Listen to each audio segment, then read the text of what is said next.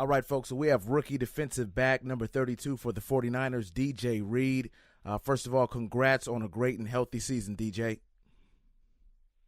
Oh, thanks. I appreciate that, bro. Oh, yeah, absolutely. Now, DJ, man, how does it feel to be able to come back home to Bakersfield after completing your first full NFL season? What is that feeling like? Well, first, it's a blessing just to be able to play in the NFL. It's always been a dream come true. And, it's crazy just looking back at the season, the good, the bad, the highs and lows, everything. It's just a blessing, man, just to get the opportunity to play. And I'm in Bakersfield right now, just spending time with my family. And, I feel real good about everything. Absolutely. And now that you've made it to the league and you've played a full season, did you ever have any flashbacks or reminisce at all about when you were in high school playing games at Independence or maybe some of those practices back in high school? Did you ever think about those times and where you're at now? Oh, yeah, definitely. You always, you just have like random moments, just how far you look back at how far you came, when I was at Independence playing, receiver and, corners playing on the position and just to see how far you've come just from having no offers to, walking on at Fresno State to going JUCO.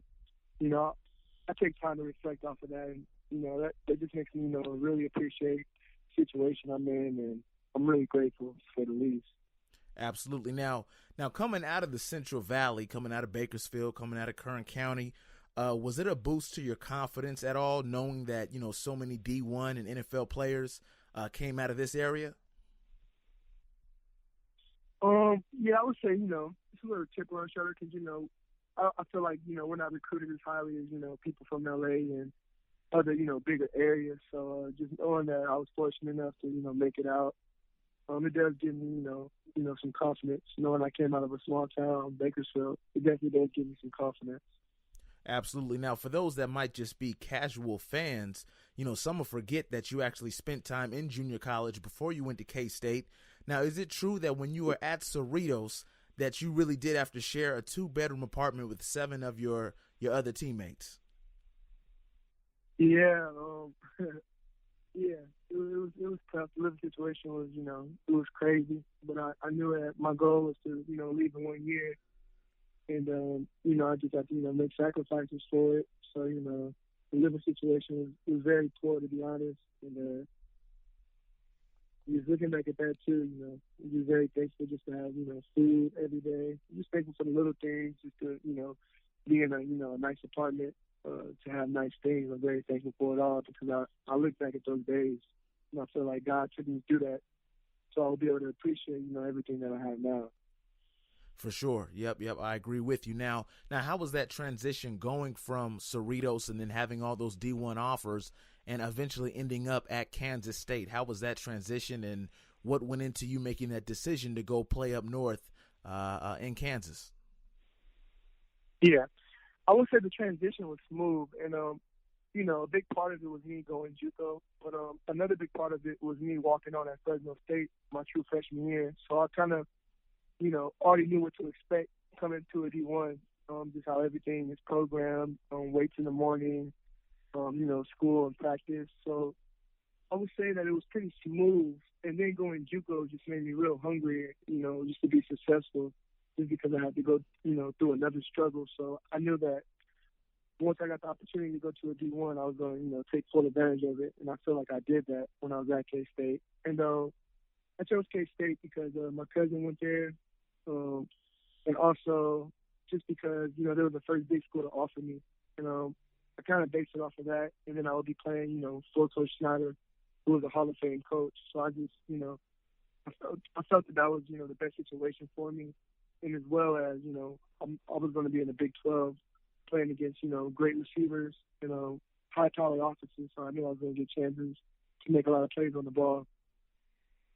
Absolutely. And then even at K-State, as you finished up your last season there, at what point did you feel that, you actually have a shot of, getting picked in the draft and not only getting picked, but going to a great team where you'd be able to play right away and kind of make your imprint, throughout, OTAs and the preseason and rookie camp and all that?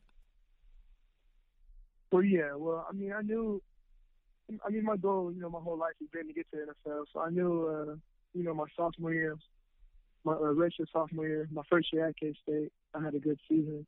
I knew I would get the chance to go to the league if I had another good season coming off that year. And by the grace of God, I had another great season. And I would say the Kansas game, there was a lot of NFL scouts there, and I had one of my best games. And, Bleacher Report had me, as one of the top cornerback prospects coming out. So I kind of knew right there that I was going to have the opportunity to get drafted and to play in the NFL. So I kind of made my decision right there. I kind of knew I was going to leave once all that manifested. For sure. I can definitely understand that. That makes sense. If you have a great game, you have a great season, and you already have that goal, you're already mentally, you're almost there already. Yeah, exactly.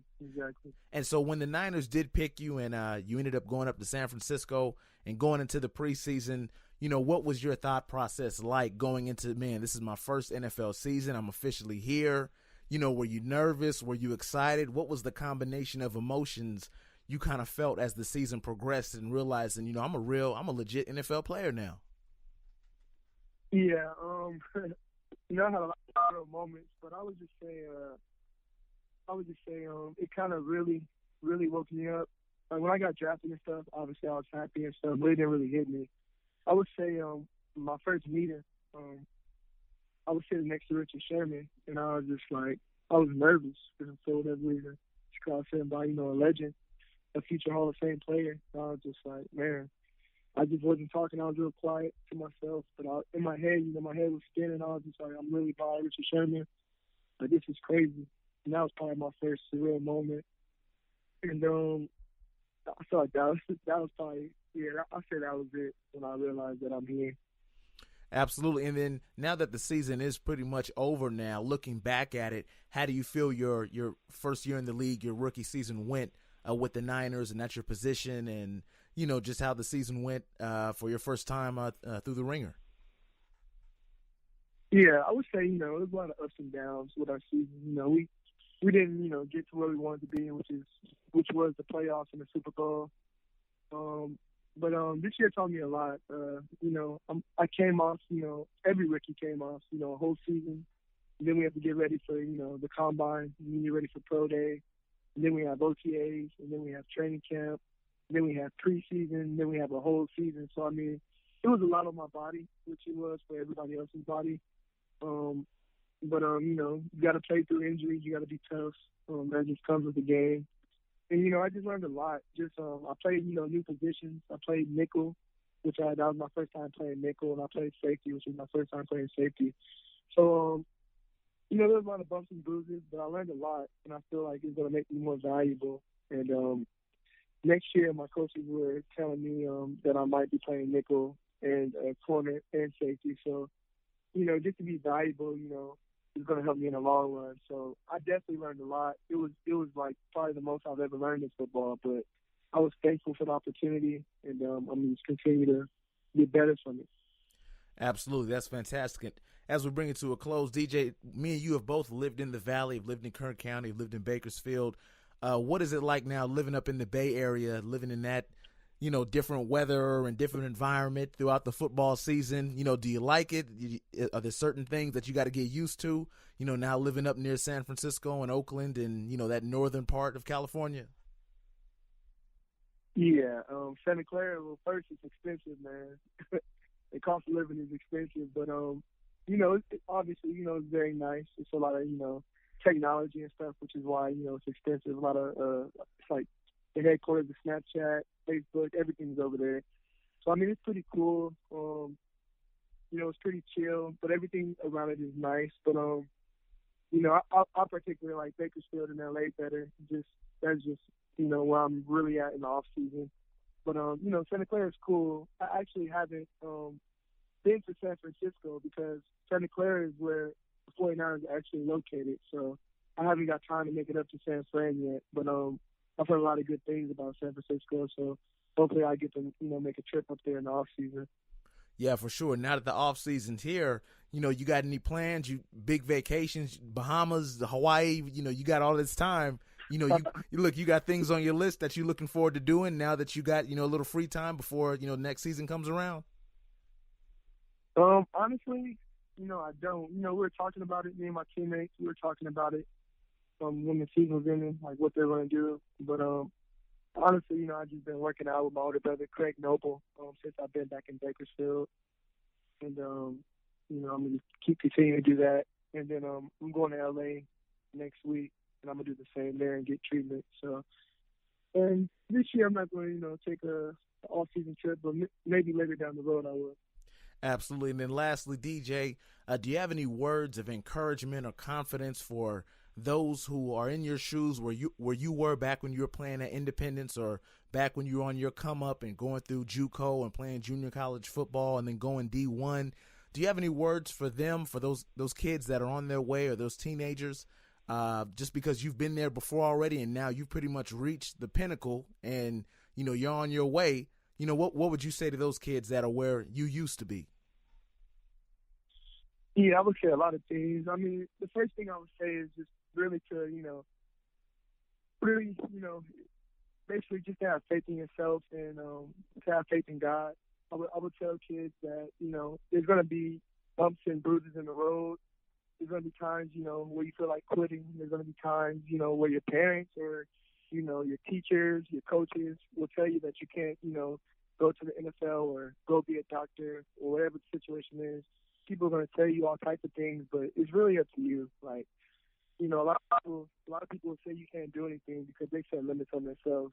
But I would tell, basically anybody, like, don't set limits. You could achieve anything. Like, it's only crazy until you do it. But you could really do it, even though statistics say, it's a 0.01. A lot of people used to tell me that, like, once in the NFL, it's a 0.01% chance of, making it there. Like, coaches used to tell me that. But, I always just knew, I always had faith that I was going to make it. And, obviously I'm here. And I would just, basically tell somebody, you just got to have faith in whatever you're doing, but you also got to work for it. And, there's going to be times where you're by yourself, you're going to feel lonely.